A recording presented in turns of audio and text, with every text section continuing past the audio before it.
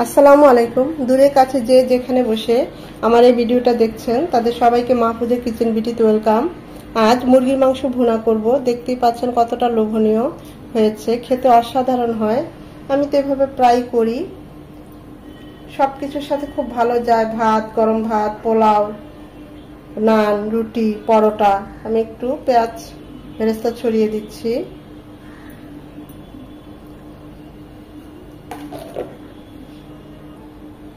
খুবই অল্প মশলায় এবং ঘরে যা আছে তা দিয়েই ঝটপটে কিন্তু খেতে অসাধারণ হয় এভাবে মুরগির মাংসটা ভুনা করলে। তো চলুন কথা না বাড়িয়ে আমরা মূল ভিডিওতে চলে যাই। মুরগি ভুনা করব, সেজন্য প্যানে দিয়ে দিচ্ছি সয়াবিন তেল 4 চামচের মতো। তেলটা গরম হয়ে এসেছে, দিয়ে দিব 2 টুকরো দারচিনি, 4টা সাদা এলাচ, 3টা লবঙ্গ আর 8-10টা গোলমরিচ, 2টো তেজপাতা আমি এইভাবে ছিঁড়ে দিচ্ছি ফ্লেভারটা বের হওয়ার জন্য। এখন এটা মিনিমাম 1 মিনিট হবে, যতক্ষণ না এর থেকে একটা ফ্লেভার চলে আসে ততক্ষণ একটু ভেজে নেব। দিয়ে দিব 1/2 কাপ পেঁয়াজ কুচি,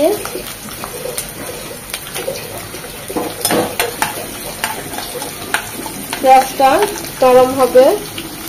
পেঁয়াজটা নরম হয়ে এসেছে, দিয়ে দিব 1/2 কাপ পেঁয়াজ বাটা। পেঁয়াজ বাটাটাকেও 1 মিনিট ভেজে নেব। এটার এক্সট্রা যে পানিটা সেটা যেন চলে যায়, আর পেঁয়াজের একটা ঝাঁঝালো গন্ধ থাকে সেটাও চলে যাবে। পেঁয়াজটাকে ভেজে নেওয়ার পর লাল লাল হয়ে গিয়েছে, এক্সট্রা পানিটাও চলে গিয়েছে। দিয়ে দেব 2 চামচ আদা রসুন বাটা। এটাকেও 1 মিনিট ভেজে নেব যেন আদার ঝাঁঝালো গন্ধটা চলে যায়। আদা রসুনটাকেও 1 মিনিট ভেজে নেওয়ার পর এখন এখানে দিয়ে দিব কিছু মশলা। দিয়ে দেব 1 চামচ মরিচ গুঁড়ো, ঝালটা যে যেমন পছন্দ করেন ওই অনুযায়ী দিয়ে দিবেন।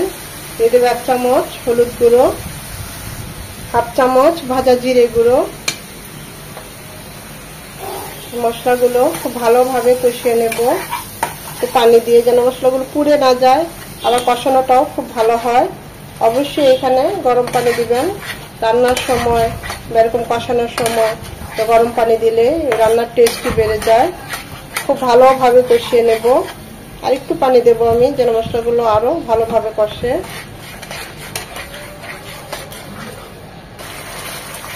মশলাগুলো কষানোর এই পর্যায়ে দিয়ে দিব এখানে 3টা টমেটো কুচি। এই পর্যায়ে দেওয়ার অর্থ হলো টমেটোগুলোকে আমি একটু কষিয়ে গালিয়ে নেব। এখানে হলুদ গুঁড়ো আছে, সাথে দিয়ে দিচ্ছি লবণ। হলুদ আর লবণ টমেটোর সাথে দিয়ে দিলে টমেটোটা খুব দ্রুত গলে যায়।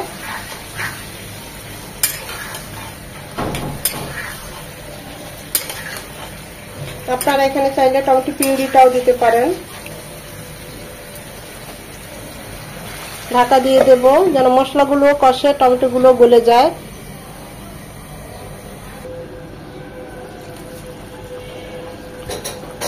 টমেটোটা গলে গিয়েছে, দেখতেই পাচ্ছেন মশলাগুলো কষানো হয়ে গিয়েছে।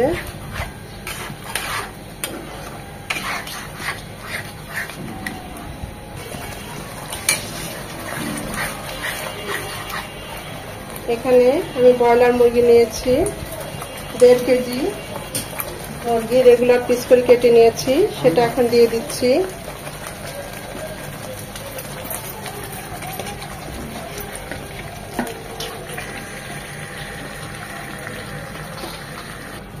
হাফ কাপ টক দই ভালোভাবে ফেটে দিয়ে দেব।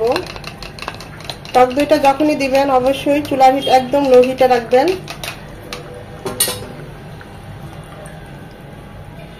এখন সব ভালোভাবে মিশিয়ে নেড়ে চেড়ে নেব।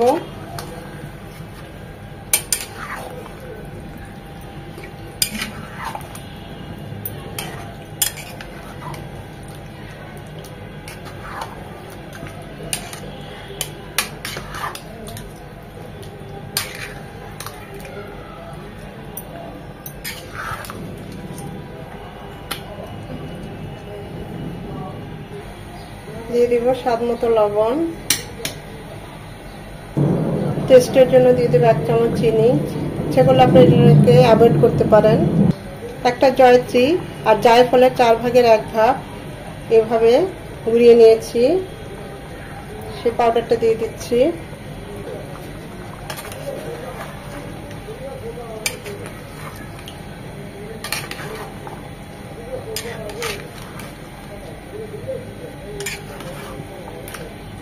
এইভাবে চিকেন ভুনা করে দেখবেন। রেস্টুরেন্টে আমরা যে চিকেন ভুনাটা খেয়ে থাকি তার চেয়েও বেশি টেস্ট হবে, এতটাই ভালো হয়।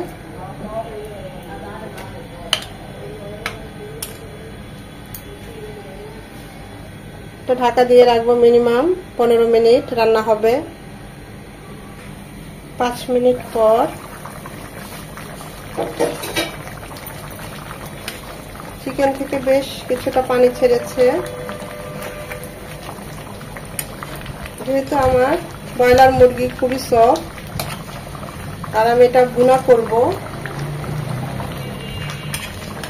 তাই আমি খুব একটা পানি দেব না, আমি হাফ কাপ পানি দেব সিদ্ধ হওয়ার জন্য, ফুটানো গরম পানি হাফ কাপ। আপনাদের যদি হার্ড মুরগি হয় বা আপনারা যদি ঝোল ঝোল রাখতে চান তখন আপনারা পানির পরিমাণটা বাড়িয়ে কমিয়ে দিতে পারেন।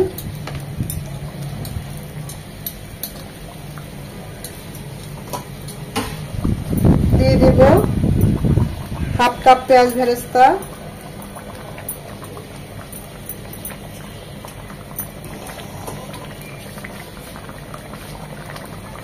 দিয়ে দিব হাফ চামচ গরম মশলা গুঁড়ো। এখন এটা রান্না হবে মিনিমাম আরো 10-12 মিনিট।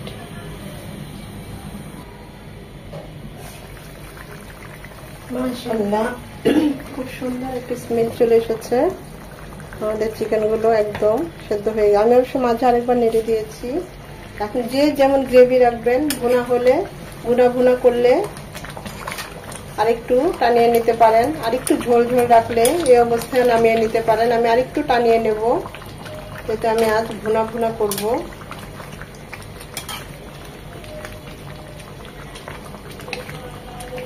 তেলটা উপরে উঠে আসবে। এখন 4 থেকে 5 মিনিট একদম চুলার হিট লো হিটে করে ডিমে রেখে দেব।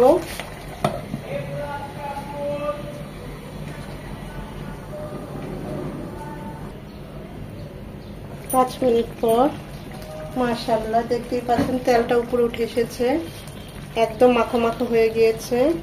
কতটা লোভনীয় হয়েছে, কতটা ঝটপট এবং খুবই সাধারণভাবে কতটা মজার একটা চিকেন রেসিপি হয়ে গেল। আমরা যে রেস্টুরেন্টে, বড় বড় রেস্টুরেন্টে ভুনাটা খাই, চিকেন ভুনাটা, তার চেয়েও কোনো অংশে কম হয়নি। আমি তো বলবো এর চেয়েও মজা হয়েছে। এখন এটা আমরা সার্ভিং ডিশে সার্ভ করব।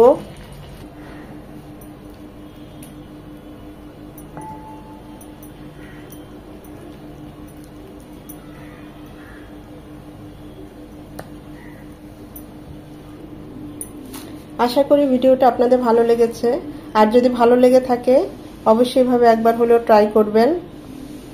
ট্রাই করে কমেন্ট করে আমাকে জানাবেন কেমন হয়েছে।